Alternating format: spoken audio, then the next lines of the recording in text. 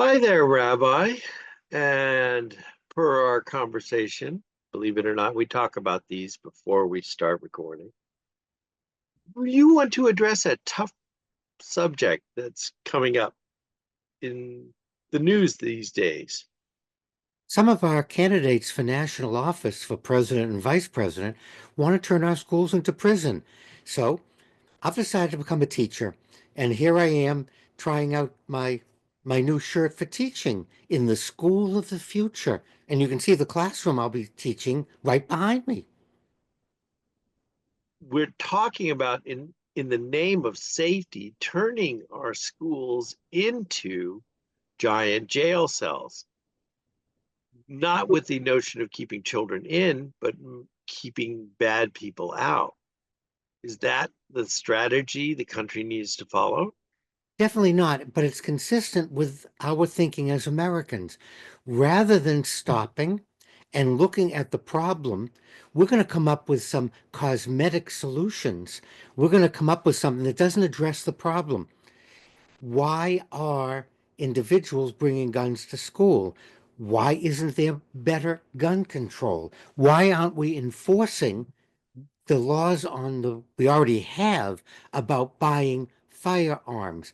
There is a way to solve the problem, and it doesn't involve sally ports, metal detectors, see-through bags, taking away children's telephones, and then in the end, we've turned our school into prison.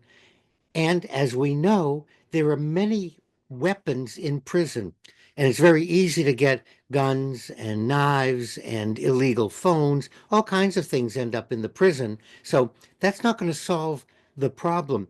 We need, as a country, to stop and address the question about mental health. How much money are the candidates running for president and vice president proposing to put into mental health for students in high school, in middle school?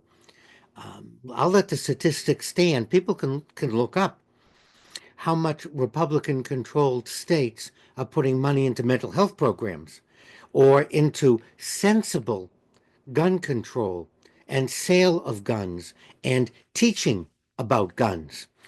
Uh, I think that this is the most ridiculous.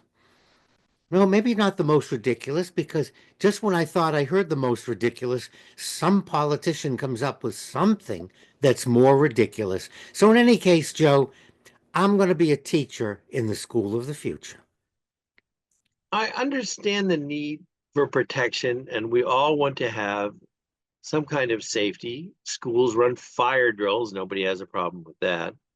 And the idea of closed doors and locking the school up on the weekends is not a problem anyone argues against.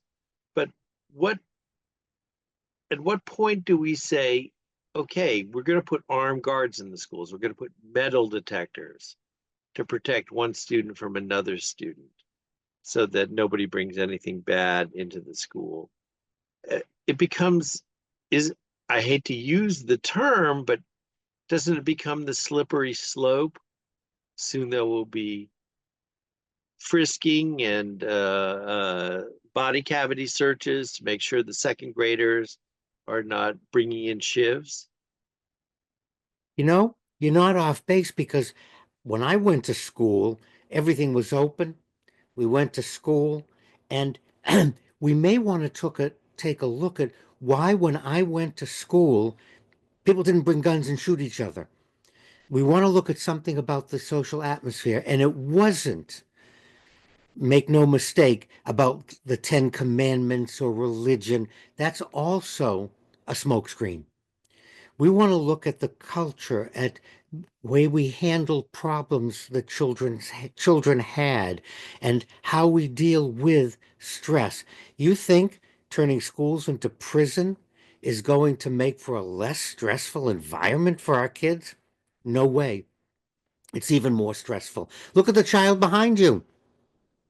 And with that note, we have to say to ourselves, where are we going to draw the line? Where are we going to stop? What does it do to children to walk into a school, especially little students like the one behind me, and see somebody standing there with an AK or M16 or some other handgun? And what kind of intimidation does it perform on them? What mental set are they preparing for education and a positive life? Or are they thinking somebody is out to get me? I guess we have to agree that there's not an easy solution to this situation. Is that the truth? There isn't an easy, simple, however, there is a solution. And once again, going after cosmetics or going after hardening our schools is not the answer. We need to take a look at the atmosphere. Posting the Ten Commandments is not going to make a difference. That's all superficial. And we have to say, gee, something's not right in our society where people are taking shots at each other, people are carrying guns, and with no training, no background checks. Something's just not right, Joe. And turning schools into prison won't solve the fact that there's something wrong with American society. Well, I know something that isn't wrong with American society. It's that's a certain rabbi that comes on every week and helps me understand it. Thank you as always, Rabbi. Your wisdom is appreciated, your counsel is sought, and your advice is there for me when I need it. And as you can see, whatever happens, I'm going to be prepared for the classroom of the future.